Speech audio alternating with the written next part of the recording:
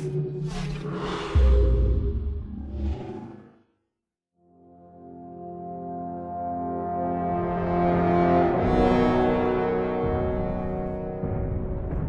map pack in some ways is one of our first full direct Halo game projects. We started thinking about what do we want to do for map packs, when do we want to do them. We definitely wanted to pay full service to the universe created in Reach. One big consideration when we were working was how do we fit this to the fiction? All these maps are unique from the story standpoint of being places that are snapshots around the Reach universe as Reach is falling. You're constantly confronted with the fact that there's this beautiful place, but it's not going to be there forever.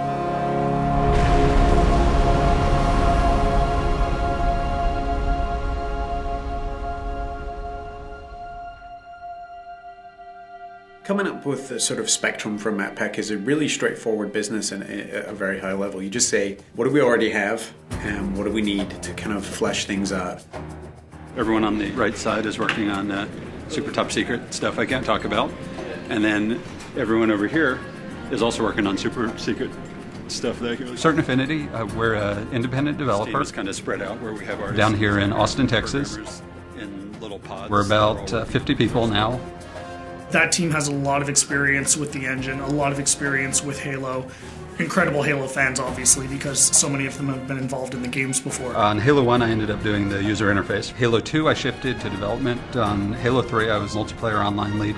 So right from the get-go, we worked really closely with the publishing team at 343 to identify maps that would make sense in the context of Reach. Example of the overgrown stuff that we're talking about.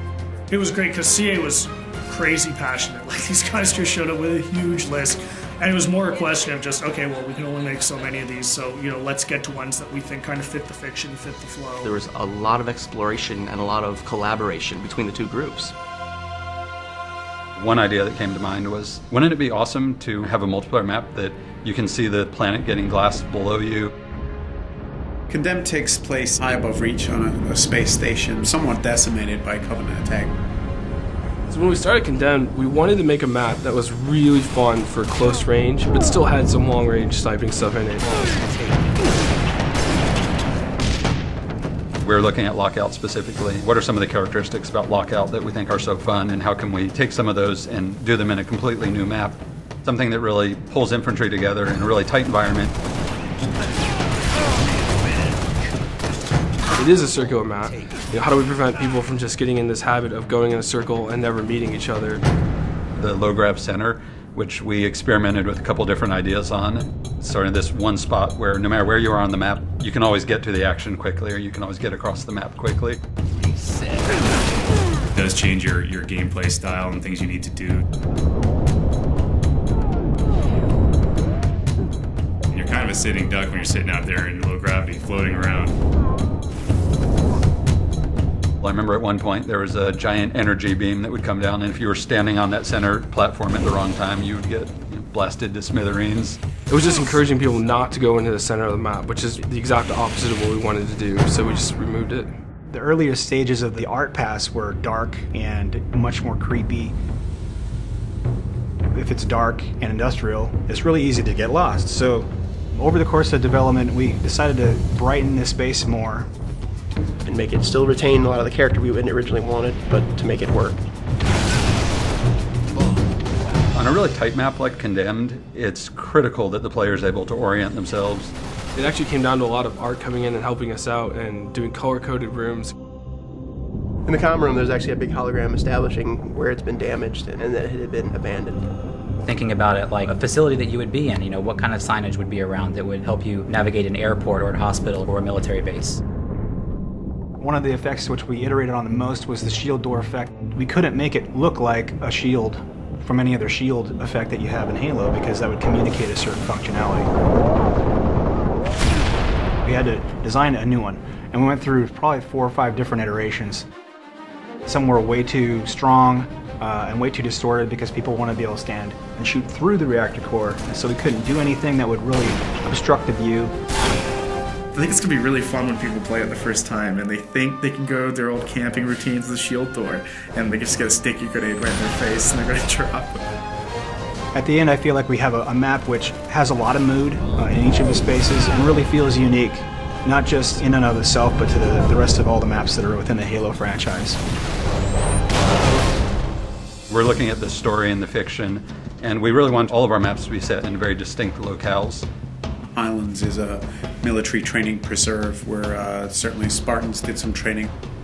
You have the guard tower in the middle, judging the war games. The Pelican crash landed that had a bunch of Spartan 2s on it. The Covenant coming in and glassing the entire planet. The lighting for Highlands was really based around the idea of a forest fire. The closest thing we could come up with to glassing, nearby glassing. In some of the original concepts that we did, we were really going for more of an abandoned training facility. We had vines growing up, the buildings, and lots of overgrown foliage. Originally, the waterfall, which comes down through the middle of the map, flowed over and actually kind of hid the gully where the ghost is in there. While it's very interesting to do that kind of work, it doesn't really line up with the Halo aesthetic. Sometimes it's really good to just go back to a really simple shape and just get players meeting as fast as possible. From the ground up, we wanted to make a giant expanse with bases in it and vehicles in it. What's the flow of the vehicles going to be? How are they going to move across the map? And then how, on top of that, are the infantry going to move? We made it big because we wanted it to be very vehicle focused. One of the reasons I think it works well as objective is you have so many different options to how to get from point A to point B. It's a weird hybrid of Blood Gulch style map kind of as a foundation, but mixed with these much more complex infantry spaces and these tighter spaces and all this verticality. But also having a variety of different locations that you can kind of hide and sneak and kind of make your way through the map and hopefully find the other person before they see you in the sights. Definitely speaks to the Halo of yore.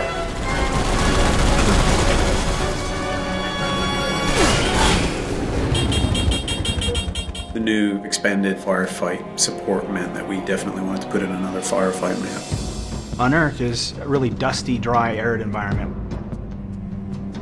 Reach is an industrial world, and its main purpose is a kind of military industrial outpost at the far reaches of human space. It's quiet. You can see the tire tracks on the ground where there's been human activity, but it's gone. It's a ghost town. It's a ghost world. So you're seeing this huge open cast mining facility with these kind of step plateaus where the minerals are being extracted from the ground. The complex itself is built right next to a meteor impact, so it made unearthing the titanium really easy. Set, start. Creating a firefight map is a very different experience. We have to account for all these different types of AI of all different sizes, of all different movement types. Phantoms come in and supply the enemies to the outer perimeter.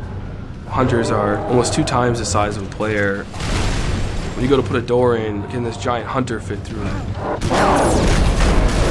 We really wanted to make a map that would allow people to jetpack from multiple levels. We wanted people to be able to armor lock in hallways and block the AI and get them to have to move and do different things. We cater to a wide variety of playstyles. If you want to do close quarters combat, there's opportunity for that in there. If you want to just get in a vehicle and run havoc and run over, 40, 50, 60 grunts, then you can. They want more vehicle combat in firefight because that just adds a different dynamic than just being a Spartan on foot.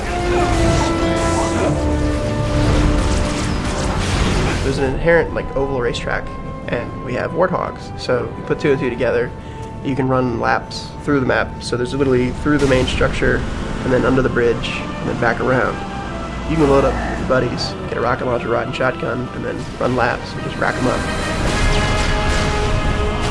Just mauling through tons of Covenant. It adds this kind of exclamation point on the excitement and fun that is firefight. I hope that when players first play Unearthed, that they take a look around and just feel inspired and in awe of the grand scale of things, because it's a huge map.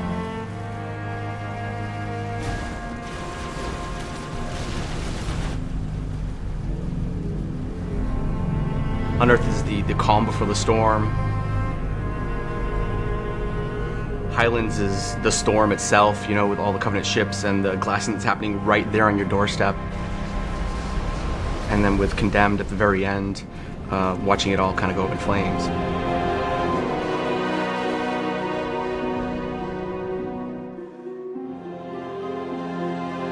This is really something being created by 343 and CA and just being created by a bunch of diehard Halo fans.